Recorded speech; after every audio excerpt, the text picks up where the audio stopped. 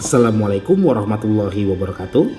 Apa kabar anak-anak kelas 8? Kali ini Bapak akan memberikan video tutorial terkait batasan materi PAT kelas 8 mata pelajaran PPKN bab 4, bab 5 dan bab 6.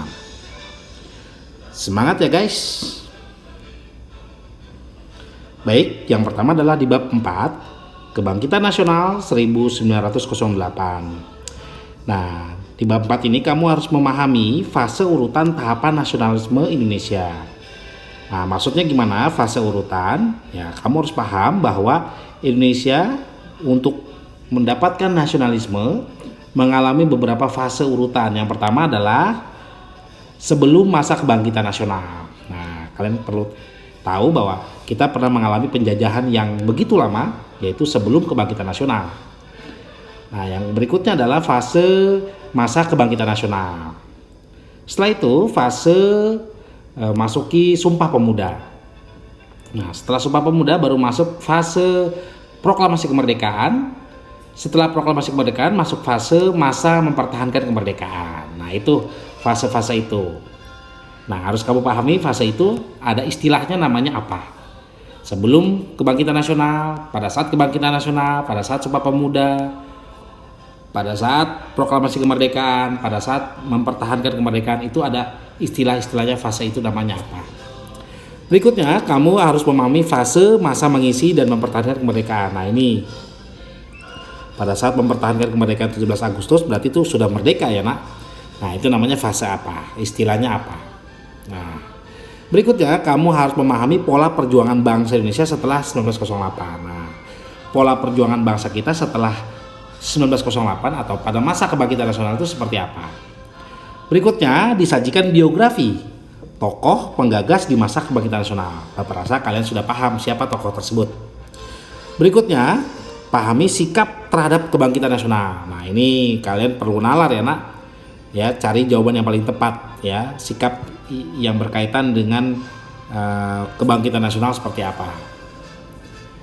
Berikutnya kita akan masuki bab 5 Sumpah Pemuda 1928. Nah, di bab ini pahami puncak kesadaran pemuda menuju persatuan kesatuan. Nah, kalian harus tahu tuh puncak kesadaran para pemuda untuk menuju persatuan kesatuan tuh membuat apa? Ngapain mereka? Nah, pasti kalian paham lah ya.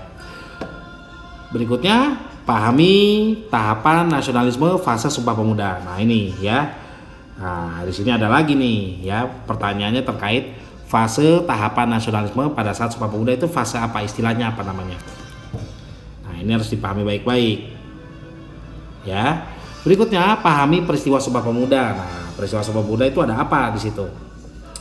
Berikutnya pahami isi Sumpah Pemuda. Nah, ini kalian berarti sudah paham. Kalau sudah pahami isi Sumpah Pemuda berarti kalian harus ngapain. Nah, berikutnya kalian perlu perhatikan di sini disajikan ilustrasi.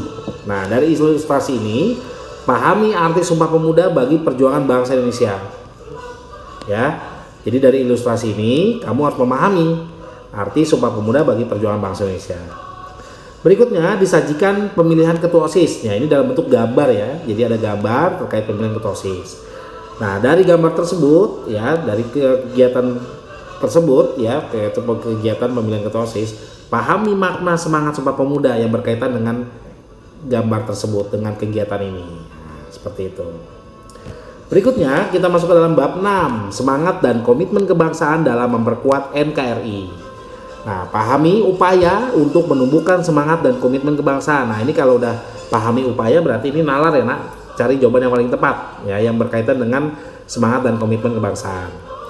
Terus pahami masa perjuangan tokoh ayam jantan dari timur. Nah, kalian silakan cari tahu siapa itu ayam jantan dari timur. Nah, maksudnya apa nih Pak? Masa perjuangan beliau. Nah, masa perjuangan beliau ini di fase apa? Jadi masa perjuangan si tokoh ayam jantan dari timur ini dia di fase mana? Nah, ya. Gitu. Terus pahami undang-undang atau UU yang mengatur lagu kebangsaan. Nah, silakan dicari tahu.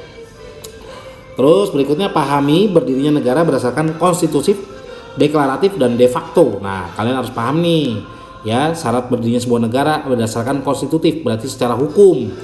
Secara deklaratif berarti secara deklarasi, dideklarasikan, diinfokan. Ya, seperti proklamasi itu deklaratif ya, Nak. Dan secara de facto itu berarti secara fakta. Nah, secara fakta berdirinya sebuah negara seperti apa? Kalau secara deklarasi seperti apa? Nah, kalau secara konstitutif atau secara hukum seperti apa? Nah, berikutnya, pahami perilaku siswa didasari semangat dan komitmen. Nah, ini nalar lagi ya, cari jawaban yang paling tepat. Berikutnya, pahami perilaku rakyat Indonesia berdasarkan semangat dan komitmen. Nah, kalau sudah seperti ini, pahami perilaku berarti ini nalar ya. Kalian cari jawaban yang paling tepat. Berikutnya, kita masuk ke dalam esai. Ya, di dalam esai kamu pahami tujuan didirikan Budi Utomo. Ya, tujuannya didirikan Budi Utomo itu apa? Nah, saya rasa kalian sudah paham nih, karena ini sudah ada dalam PTS sebelumnya ya. Terus pahami perilaku siswa. Nah, ini berarti kamu mencontohkan ya. Nah, tulis perilaku siswa yang sesuai dengan ini. Terus pahami isi Sumpah Pemuda. Nah, berarti kamu harus ngapain nih? Nah, diulang-ulang lagi nih ya isi Sumpah Pemuda. Kalau sampai nggak hafal keterlaluan ya. Nah, berikutnya pahami berdirinya negara berdasarkan konstitutif, deklaratif, dan de facto. Nah, ini diulang lagi di esai karena di esai ini ada materi ini. Ada pertanyaan ini, tolong dipahami baik-baik. Berdirinya negara berdasarkan konstitutif atau hukum, deklaratif atau deklarasi ya. Nah, kalau deklarasi berarti pernyataan ya, seperti proklamasi itu deklaratif ya. Dan secara de facto, kalau de facto itu apa sih? Fakta. Ya, fakta itu berarti kenyataan bahwa negara itu berdiri. Nah, ya. Terus berikutnya disajikan tema. Nah, kalian nanti bisa lihat temanya apa saja. Nah, silakan jelaskan dari tema tersebut. Jadi kalau kalian pilih salah satu tema yang nanti disiapkan di dalam soal, kamu pilih tema tersebut dan kamu jelaskan. Ya, kurang lebih kamu harus membuat narasi dari penjelasan itu sebanyak 2 paragraf. Nah, cukup banyak ya. Terus kenapa? Nah, di sini dapat poin besar khusus nomor soal ini ya. Poinnya paling gede nih karena ini membuat paragraf. Jadi secara nggak langsung seperti ngarang ya. Tapi ngarangnya harus berkaitan dengan tema yang kamu pilih. Jangan asal-asalan ya. Demikian penjelasan tutorial ya terkait PAT PPKN kelas 8. Terima kasih sudah menyimak. Wassalamualaikum warahmatullahi wabarakatuh.